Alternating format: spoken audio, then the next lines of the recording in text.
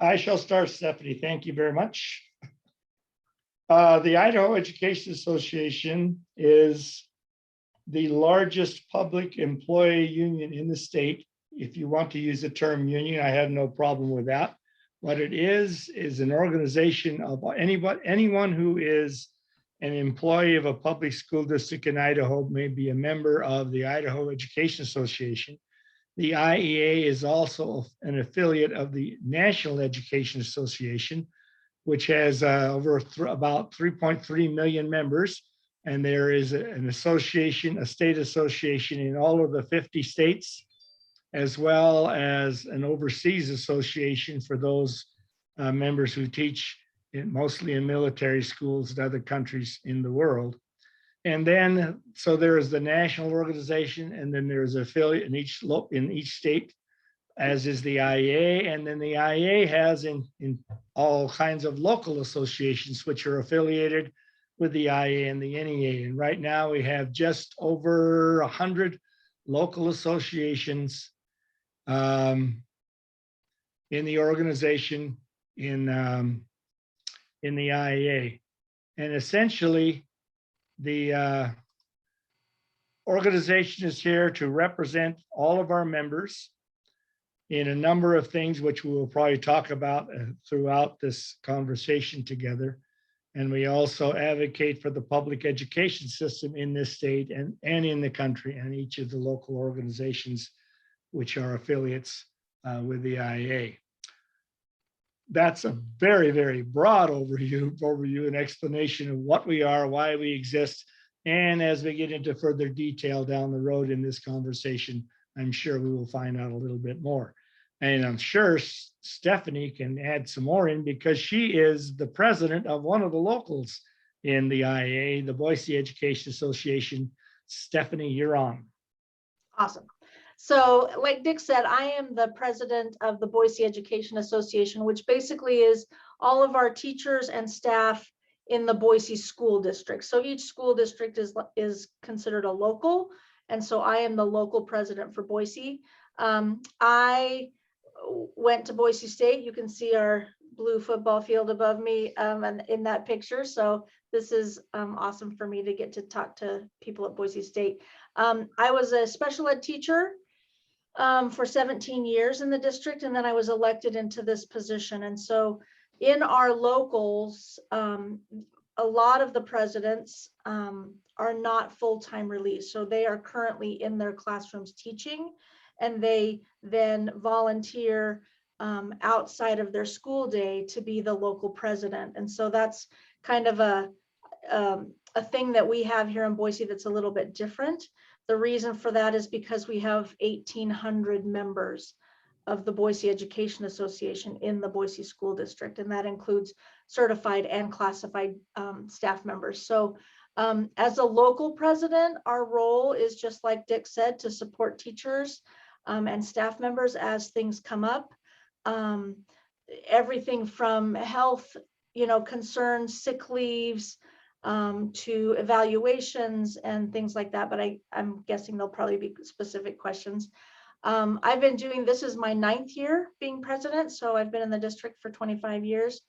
This is my 26th year, and like I said, I was a junior high special ed teacher before this. One further comment to tie into what Stephanie just said, because she introduced herself.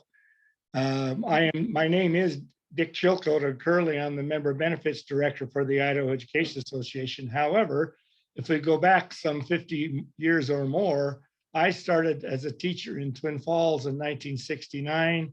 I joined the organization the first week in which I was a teacher in Twin Falls. I was a social studies teacher junior high. Therefore, I'm glad to hear that some of you are going to be going into the social studies field. I taught in Twin Falls for 20 years, and then I was elected the president of the Idaho Education Association in 1989, and I served in that position for 4 years. And the rest of my life to this point is not that important, but I wanted you to know what my what my role in the organization has been. Is that sufficient, Melissa, to get us started? Yeah, that's great. I was just going to ask you to introduce yourself. I realized I didn't do that at the beginning, so thank you. Yeah, that's great. Yeah, and then can you just kind of give us an overview of, for folks who are not familiar with unions, we are in a right to work state. So what does that mean? What are sort of the benefits that a union can provide? Oh, how about Stephanie and I just go back and forth about this? Sure. Yes, we are a right to work state, which means that you are not mandated to join the organization when you get a teaching job in this state. However, even though we are not, you are not mandated to be a member, a majority of the teachers and in this state are members of the IAA. They join because they understand the importance of the organization. They know that getting things done collectively is a lot more effective than trying to do it by yourself. So that collective effort is there. Stephanie might want to talk more. Most of what happens to benefit educators happens at the local level. So Stephanie might be able to tell you a little bit more about that. One of the most important things that we do at a local level is to bargain the contract under which all the teachers and the rest of the staff will be working as they work in their career in the public school system. Stephanie can add on to that, I'm sure. Like Dick said, a lot of things just happen at the local level. You know, the NEA is the national organization, and then the IEA is under that, and then every school district or local has their association under that. The contact with members and non-members, we call them potential members, in our districts is really happening at our level. We know that being a right to work state, that not everybody's going to join. So the way that we do that is we build relationships with those potential members, and we talk about how our contracts are bargained, how our sick leave is used, how our personal days are you know, come up with, and that goes with salary, that goes with working conditions. And really the idea is the more that you can have, the more buy-in that you have as a union, the more collective action that you can take. And collective action can be anything from getting a staff together to problem solve issues at a building level to a statewide walkout or a strike, which we've been in that space just a couple of times in our history in Idaho.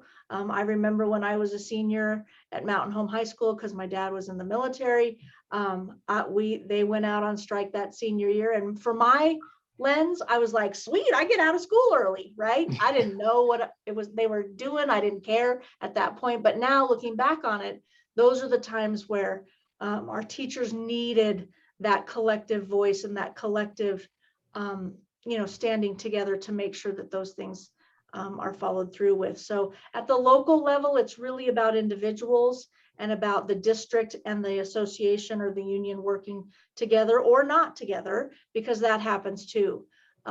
So Boise's in a very unique area where we are very collaborative with the district. We've been through the times where we almost had a strike, and we have found a different way to work because of the impact to kids and staff members. And so we use the interest-based negotiations process in Boise. Not all districts do. Some use the traditional bargaining method, which is, here's what I want, here's what we're going to give you. No, here's what I want, here's what I'm going to give you. And it goes back and forth like that. And we don't use that method in Boise. And there are several others that also use the more collaborative approach. I have a quick question. How does a potential member get connected with you? So let's say someone who is not at this meeting today learning about you. So someone who goes to school, maybe, you know, maybe someone forgets about this meeting and they start working. What is the type of outreach that, you know, is there to recruit members for the organization? Stephanie, this is yours. So if they're in Boise, every single one of our buildings has a building representative. So in those buildings, the building rep would know who the new staff members are, who the new student teachers are, who the trio students are, and they would be reaching out with them individually, because those are the people that work with them in their spaces. So they would get to know them. And that's, again, goes to that relationship piece. If they want to contact me, I'm happy to go out. I'll put my information in the chat. But I'm happy to go out and meet with students if they would like to join the association. I'm happy to do that too. But the initial contact will be someone that they recognize that work in their building in Boise. That's usually how that happens. And a similar situation occurs in every other local in the state. Right. On all of our locals, the organization, there's a local leadership, and then each of the buildings has somebody who's responsible for the go-between between the state and the local leadership down to the members in those buildings. And therefore, a faculty rep in each of the buildings would be in contact with all the new staff, and they would encourage them and tell them the benefits of being a member of the organization. So basically, the process is essentially the same in every local in the state. Great, that was helpful. And then just to be clear, when somebody becomes a member of, for instance, the Boise Schools Education Association or any other districts, they are becoming a member of that district's association and the Idaho and the national, right? Okay. That is correct, and it is required. We're called a unified education profession. You join at one level, and therefore you must join at the local and the state and the national. Great. Okay, cool. So you've spoken a little bit about like what the union does in terms of like the bargaining around teacher pay and benefits and all of that. Can you speak a little bit more to I think you called it the interest-based collaborative approach? Like, how does that work and what does that look like? So the ones that I can think of off the top of my head, so Boise, Twin Falls, Grangeville, Moscow, Nampa has tried it and then has kind of gone back into traditional bargaining. Like I said, there are several, I think Coeur d'Alene does. So anyway, it is a mental model that is based on story, interests, and options. So instead of just going straight to options and saying, okay, we want a 3% raise, and then the district comes back and says, no, you're not getting a 3% raise, you're going to get a 2% raise. And then the association comes back with, no, we want a 3% raise, and they go back and forth like that. The way that it starts is, let me tell you a story. Our teachers are really struggling to make ends meet. They can't live in the Boise School District boundaries anymore because the average home is $500,000. So they're moving to Star and Nampa and Kuna and out there. We want to support our teachers financially. So that's a story. So we start talking story, and then the district side of it will say, okay, we have about $10 million that we can spend on salaries and benefits, which include insurance. So then they're saying, okay, we have about this much money. We really need to hire some behavior specialists because the behaviors in our schools are ratcheting it up. So we want to spend some of that money. So they're going to tell their story about, what kind of resources that they have. And then both teams come down to interests. And then interests are, what are the high ideas? So why do we want to raise? To recruit and retain teachers to the Boise School District, to honor their service and compensate them well. The district's interests could be financial stability within Boise schools. Their interest based on the behavior support specialist is that we need support for our kids whose behaviors are out of control and they're destroying classrooms, right? So those interests come to the center. And usually what we try to do is we try to come up with common interests, because those common interests are really going to be able to drive us to creative options that are outside of the box of just, rather than just, I want 3%, and no, you're not going to get 3%, right? So then how do we, maybe it's, we get 2.5% on the base, but then we get a 0.5% in December. Okay, you want to hire behavior support specialists. Well, can we do, instead of doing 10, could we do 8, right? So we kind of come to those options, and then we chart them all out on gigantic chart paper all over our negotiations room. And then, so this is condensing the process quite a bit, you know. But anyway, so then we have all these options, 25, 30 options.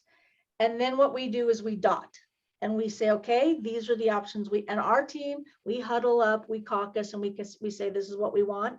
And the district team does the same thing. And usually by the end of all of that, we come down to our tentative agreement and sometimes new options come out of the old options. We retool things, but we start talking like that in September. A lot of school districts wait until the legislature leaves town, because that's when the legislature gives when JFAC, the Joint Finance and Appropriations Committee, gives the education budget. And so then districts and unions start talking. We start talking in September. We have a retreat. We have a facilitated training retreat at the end of September. And in that, we start talking about things that are issues. Like, for example, right now, we're going to be talking about subs. We're going to be talking about how long do we keep going on masks? Forever. Anyway, so we start really that story part starts happening very early on, because then we can solve issues that don't have money attached to it before money becomes the focus. Does that help? Yeah, that's really helpful. Can you also speak to, I know that there's probably some legalities around like what information you can share about this, but can you speak to, like, for folks who are kind of unfamiliar with this, what like ballpark are union dues in Idaho? What does that typically cost a new teacher? Hang on, I'll tell you. Stephanie has that for sure. Oh yeah, I got it. Hang on. As she's looking up that information, there are two types of membership. An active membership is one who's currently employed in the school district, and you can join as an active member. And then I'm 77 years old. I am no longer teaching in the classroom. However, I can also join as a retired member, which I have done, and therefore I am a member of the NEA-IEA for the rest of my life for the dues that I paid to be a retired member. Stephanie can tell you what the dues cost are for the national and the state. I'm assuming you have that right, Stephanie? Yep. And then each local has their own dues schedule, so she can only speak to the local dues here in Boise. And as she will explain to you what those dues costs are, and then I can make a further comment as you come in as a new employee, that your dues are reduced a little bit as well. Go for it, Stephanie. So like Dick was saying, there's different levels of dues. So let's say, let's go down that road of you're a first year teacher in Boise. And so the first 3 years of your dues are reduced. And then after your fourth year, then they go up a little bit more. So national dues are about $200 a year. IEA dues are about $350 a year. And then for BEA dues, they're $113.75. So the $114. So it comes out to about $680. And then many years ago in Boise, and several other districts do this, but many years ago, they negotiated a stipend that would be given to teachers who joined, and that stipend has grown exponentially throughout the years. So I'll just use a first-year teacher in Boise school districts. Their dues right now are $12.02 a month. Because of the stipend and because of the reduced IEA and NEA dues for first-time members. As you get into your career, the dues come out to about $25 a month. And that's in Boise. In other districts, it's about $50 a month because they don't have the negotiated stipend. So it really will depend on where they are in their career. It'll depend on where they are in the state. And then it'll depend on, how they want to pay it. A lot of our teachers use payroll deduction because the districts are allowing that. And then others are doing just electronic fund transfers straight out of checking accounts, like you would pay for any, your water bill or your power bill or whatever. They can do that with dues. And then like Dick said, he's a retired member. I'm a retired member. I have 7 years left, 7 years left. Anyway, till I get the rule of 90. And then we also have classified members who have their own dues structure. We also have people who are reserve members. So they've left a district, but they still need legal services. So they can still be a member to access legal services. So it's kind of all over the board.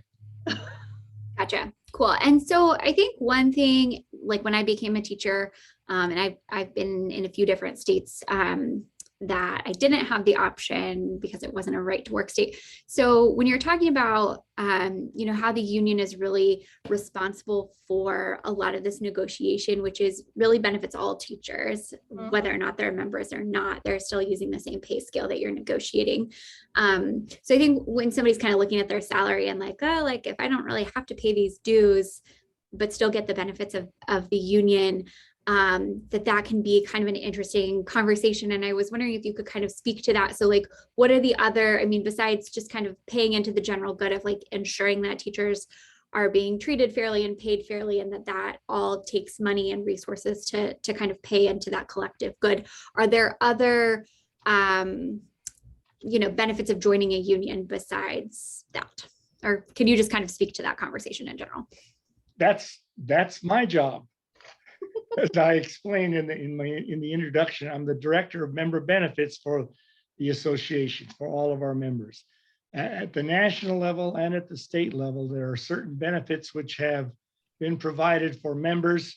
And if you take advantage of those benefits, and I'll explain a little bit further in a second what those benefits consist of, if you take advantage of those benefits, you could actually more than pay for what you are spending in dues per year to be a member of the organization. Those benefits include such things as insurance benefits, which you can purchase an insurance policy, and generally those insurance policies are less than you would find on the open market. There are also benefits where you can save money through purchases of, you name it, anything. There are several different programs we have at the national and the state level, which will save you money when you do everyday purchases, like when you go to Wendy's and so forth. There are also benefits in travel. There are benefits in home mortgages, all kinds of stuff. There are essentially 6 different benefits available to a member, which they would not be able to receive were they not a member of the organization. That's a very general overview about the benefits which are available. And when Melissa sends to you the necessary content, necessary links to certain parts of the organization, which I think she said she would do, you'll be able to go to a couple of sites and you will see the benefits which are available to you. One of the bigger benefits, which is extremely important to a member and to a teacher, is the educator employment liability insurance policy, which covers you up to $1 million should you be found liable for something that occurs while on the job. That's a very important item that you need to be concerned about, because you never know what might happen. And if you don't have the liability insurance to cover that, you could be in deep trouble. And I would just jump in there too. If someone is not a member, and let's say something happens in their classroom or something happens in their evaluation, so what happens is we represent that teacher either legally or as a representative with their principal. So let's say someone gets an unsatisfactory on their evaluation and they're put on probation. We would help facilitate that conversation with the administrator and things like that, to help mitigate, and help coach that person either how to get better or how to get out of the profession. Because there's a misnomer out there that says that unions protect bad teachers. And I can tell you, after doing this for 8 years and 3 months, That is not the case. We protect the due process of a member. We want to make sure that districts are following their due process rights and their contract rights. But outside of that, our job is really about kids. Our job is really to make sure that our students have the best people in front of them. And so, when we're talking about representation, I had a meeting 2 days ago with a couple of staff members who are really concerned about the way that the principal had rolled out something in their building. And they were like, we need to problem solve. And sometimes principals just need somebody else in the room that's going to say, okay, we're here to have a discussion about problem solving, because the teachers might not be confident enough to do it. So, those are the kinds of things that we also do. When I first signed up as a special ed teacher, to be super honest, I signed up because there was $1 million liability protection. As a special ed teacher, I felt, oh my gosh, I might need something as a special education teacher at the junior high level. And since then, of course, all of the member benefits have come forward, and I've used a lot of them. I use the car and home insurance. I use the travel insurance. My husband and I travel a lot with the Broncos. And so we use airlines and hotels and rental cars and all those kinds of things to get discounts as an educator. There is a question in the I chat. know I'm trying to answer and talk at the same time. Well, I'll just talk, therefore you don't have to type it in. The questions from Peter, and I want to clarify about the benefits. If you are a member, you get the benefits automatically. You do not have to pay extra for those benefits unless you wanted to purchase a life insurance policy, for instance. And then he says, how long do members pay into the benefits before they can receive retiree benefits? When I retire and I'm a retired member, I get the same benefits. I don't have to pay extra for them at all. It just continues on. I receive benefits as an active member. I receive benefits as a retired member. Speaking of which, I can join as a retired member for a simple $45 per year. That makes me a retired member. Or I could also join as a lifetime retired member for $400. I did that, how long has it been? 15 years ago. It wasn't $400 then, it was then $300. And I don't have to pay any more dues whatsoever. I'm a retired member for the rest of my life, and I plan to live to be 120. And I am a little late to the party because I did not join pre-retired lifetime membership till, I don't know, 3 months ago. Because Dick kept saying, why aren't you a retired member? How come? Anyway, so I joined. So what they're doing is they're just taking that $400, they're dividing it over 2 years, and they're doing it at a payroll deduction. So it's very minimal that's coming out in my check every month. Can you speak at all to like how, like what percentage of teachers are members, or what percentage of like new teachers become members? In Boise, Mm-hmm. we get probably 85 to 95% of them. Last year with COVID, we couldn't have our new teacher celebration, obviously, but this year we did, and they were in masks, and we put them in this giant room out at Dennis Technical Education Center. So that's usually what we get, 85 to 95% of them. Gotcha. Cool. And of course, it varies which local you belong to. Right. The state membership is somewhere between 60 and 65%, if I recall.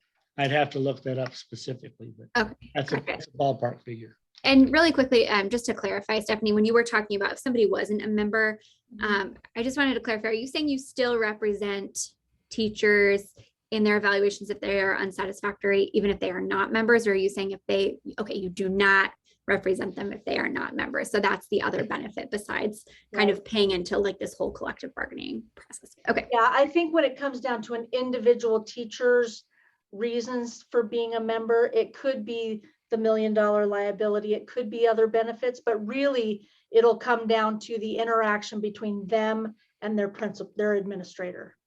Great. Okay, cool. Peter, did that answer your question? Yes. Yes, okay.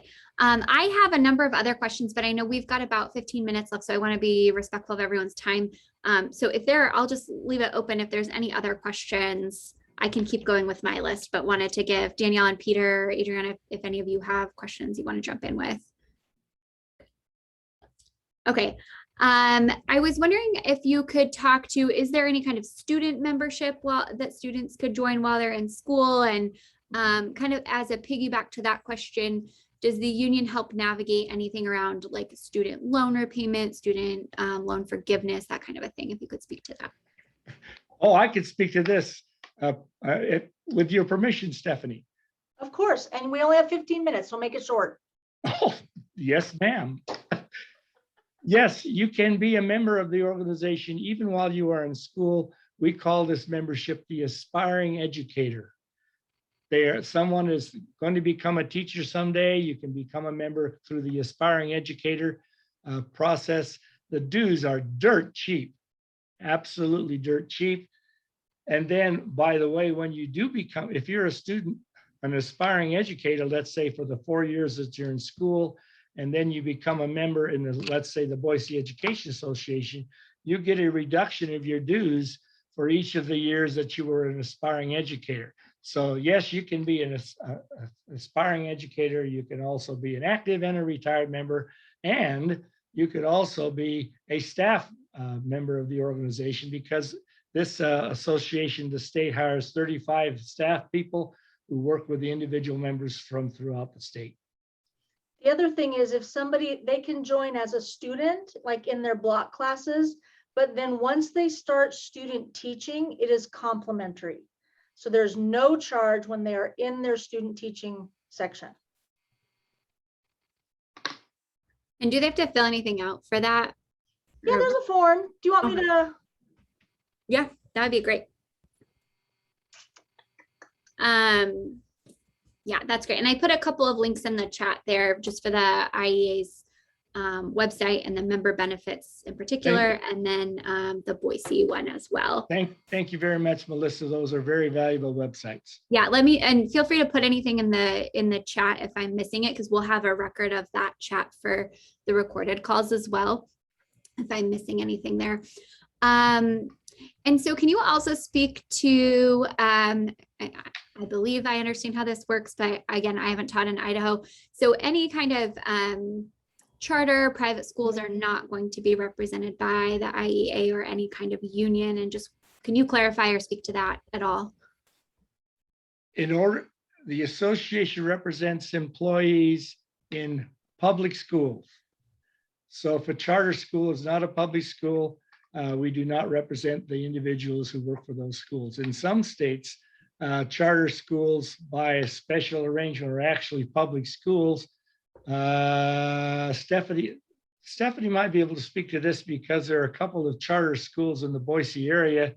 How do you work with that, Stephanie? So like Dick said, if they're a public charter, so Sage International, North Star in West Ada, really what the private charter schools are mostly religious schools. So Bishop Kelly, St. Mary's, St. Mark's. So most of our public charters do have access to be members in the IEA. And Okay. I put our student form in there and I forgot to link it. I'm so sorry, you guys. Oh, that's okay. They can just copy paste that though, right? Yeah. Okay, perfect. Okay, and then also, again, I came from Chicago, where this is like a very different landscape for teachers than it is in Idaho. So we had very strict monthly meetings with like very strict rules about who could be at those meetings. And can you speak to like how often are folks meeting? Are they meeting at the school level? Are they meeting at the district level? And then kind of along with that, are there, well, I know there are, if you could speak to some leadership opportunities. So you talked a little bit about those building representatives and some positions like you have, but I think there are some opportunities for, leadership within the education associations. And yes, if you could just speak to that, that'd be great. I shall go first, Stephanie. Okay. Speaking of leadership positions, the Idaho Education Association has a president that president is elected to a 3-year term by all the members in the organization. We also have a vice president, and we also are represented at the national level by a member of the NEA Board of Directors. We have one member, she teaches in Twin Falls, who is our NEA director. And then we also have a board of directors in the organization where we have 9 regions in the state. The seventh region is Boise, and each of those regions elects members to serve on the IA Board of Directors. That's the leadership structure at the state level. And then as we get down to the local level, well, we also have region leadership as well, where there's a president and a vice president, where those regions help to coordinate what's happening with all the locals in their regions. And now Stephanie can speak to the local organization meetings and leadership and so forth. So just like our state organization, I'm the president, I have a vice president, I have a treasurer, I have a secretary. So I have officers of the association.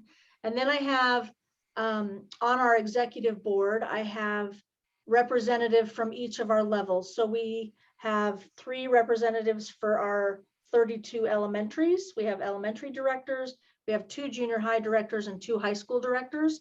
Also on our executive board, we have someone who's representing our classified employees, someone who's representing our government relations committee, someone who represents our public relations committee, someone who represents our insurance committee. So the opportunity to serve is very vast. I mean, every local needs the people to step into those roles.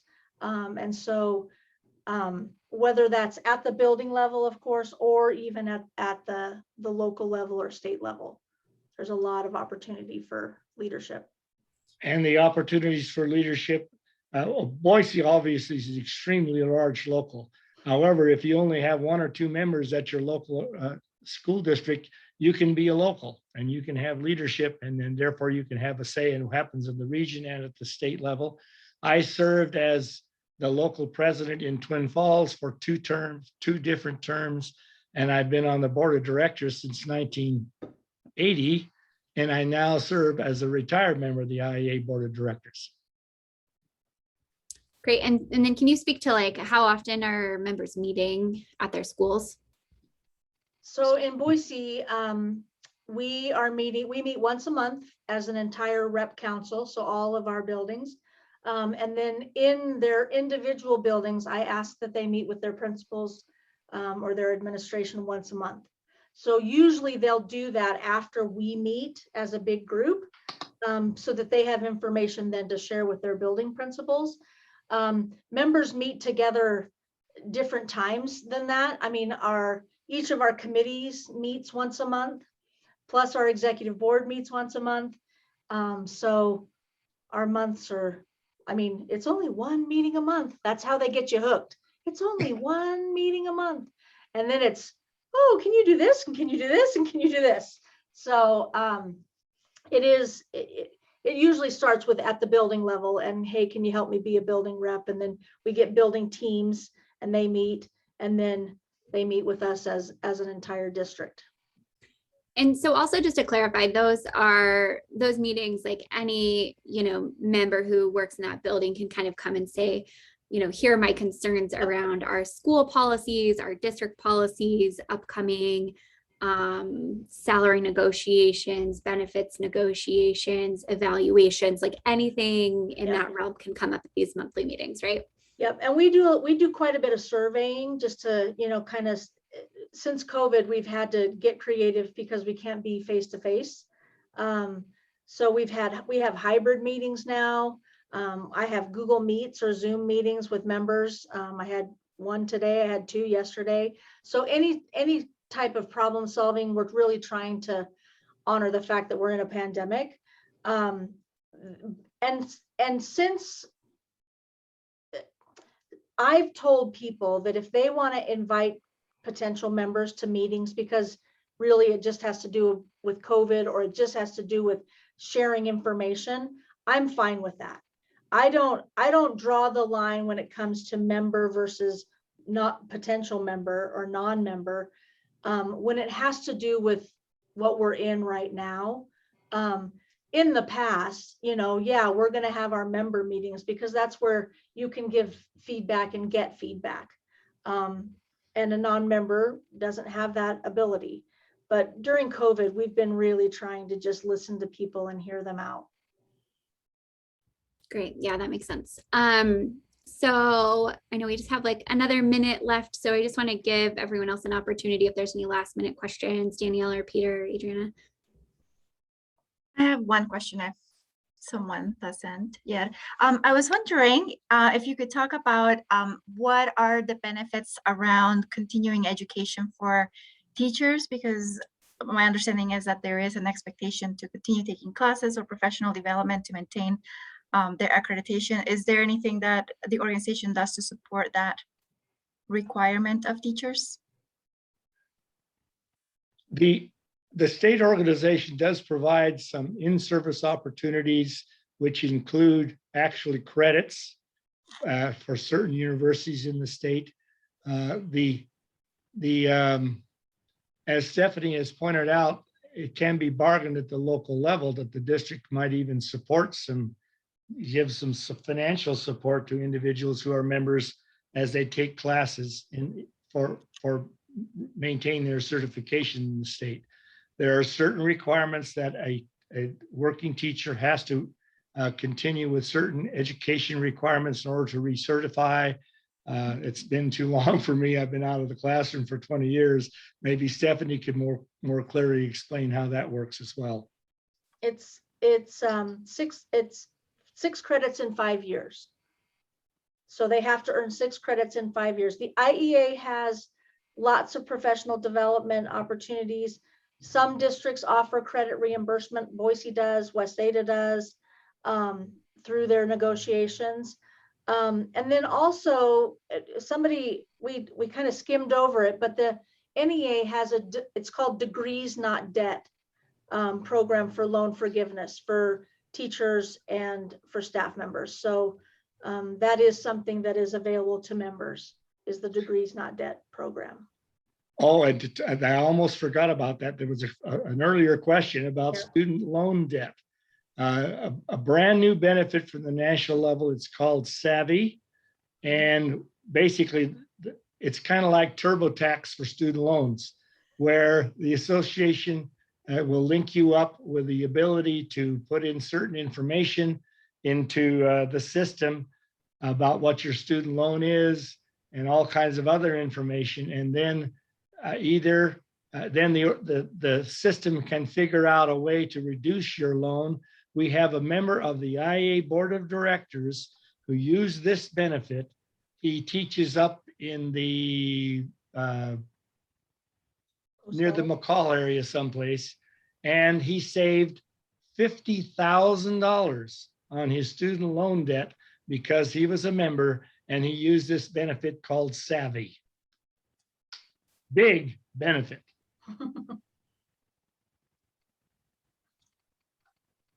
I was just looking for that Degrees Not Debt, and I'm finding that on other state websites, but it's not coming up in the Google search. So I'll see if I can find that later. But yeah, I think I just want to be respectful of everyone's time. I know we're a couple of minutes over, so we really, really appreciate your time today. So I know everyone's busy, and we just are so thankful that you took this time to kind of explain some basics of the Education Association, its benefits, how that works with dues and all that good stuff. So thank you for your time today. Any kind of last minute thoughts before we head out? One comment, we thank you as well, Melissa, for putting this together, because this is part of what we do. We are encouraging young, well, maybe not so young anymore, up and coming teachers to know about the organization so they can join. And we appreciate the fact that you were able to put this information packet together so we could let your folks know what's going on. Thanks very much. Yeah. And if you have people out in the field who are currently working and doing things, or if you have anybody that has questions, you can share my information.